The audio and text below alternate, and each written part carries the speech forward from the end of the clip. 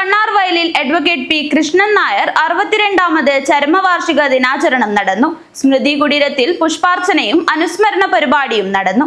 Durga higher secondary school മുൻ principal K N. Aravindakshan മാസ്റ്ററെ ചടങ്ങിൽ വെച്ച് ആദരിച്ചു.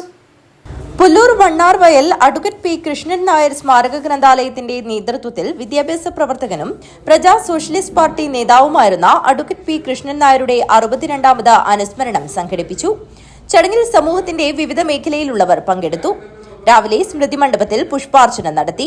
തുടർന്ന് നടന്ന സ്മൃതി സംഗമം ചരിത്രകാരനും ഗ്രന്ഥാലയം രക്ഷാധികാരിയുമായ ഡോക്ടർ സി ബാലൻ ഉദ്ഘാടനം ചെയ്തു.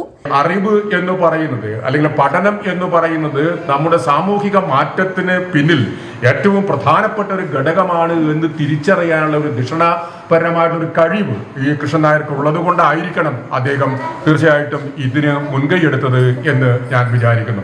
അദ്ദേഹവും അദ്ദേഹത്തോടൊപ്പം ഉണ്ടായിട്ടുള്ള കൃഷ്ണൻ നായർ മാഷെ പോലുള്ള അധ്യാപകരും അതുപോലെ സാമൂഹിക പ്രവർത്തകരും എല്ലാവരും ചേർന്നിട്ട് ഒരു വലിയ ജനകീയ മുന്നേറ്റമായിട്ട് ആ വിദ്യാലയത്തിന്റെ സ്ഥാപനം മാറി എന്നതും വളരെ പ്രധാനപ്പെട്ട ഒരു കാര്യമായിട്ട് എനിക്ക് തോന്നുന്നു.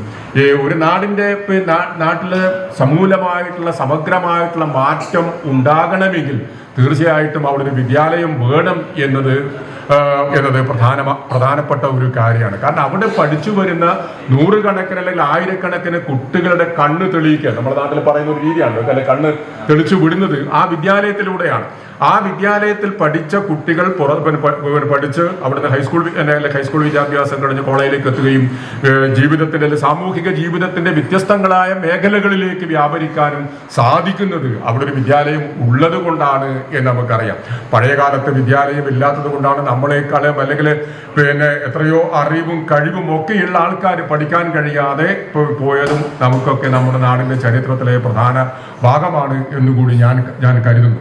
അപ്പൊ അത്തരം ഒരു സന്ദർഭത്തിലാണ് നാട്ടിലെ പ്രകാശം പരത്തണമെങ്കിൽ പ്രകാശം പരത്തുന്ന ഒരു സ്ഥാപനം ഉണ്ടായാൽ മാത്രമേ അത് സാധ്യമാവുകയുള്ളൂ എന്ന് തിരിച്ചറിയുകയും അതിന്റെ അടിസ്ഥാനത്തിലാണ് കൃഷ്ണൻ നായരും സംഘവും ഇത്തരത്തിലൊരു വിദ്യാലയത്തിന് തുടക്കം കുറിക്കാൻ വേണ്ടി തയ്യാറായത്. ചടങ്ങിൽ കാഞ്ഞങ്ങാട് ദുർഗ ഹയർ സെക്കൻഡറി സ്കൂളിലെ മുൻ പ്രിൻസിപ്പൽ കെ.എൻ. അരവിന്ദാക്ഷൻ മാസ്റ്ററെ ആദരിച്ചു. ഗ്രന്ഥാലയം രക്ഷാധികാരി പി കുഞ്ഞമ്പു നായർ അരവിന്ദാക്ഷൻ മാസ്റ്ററെ ഷോൾ അണിയിച്ചു.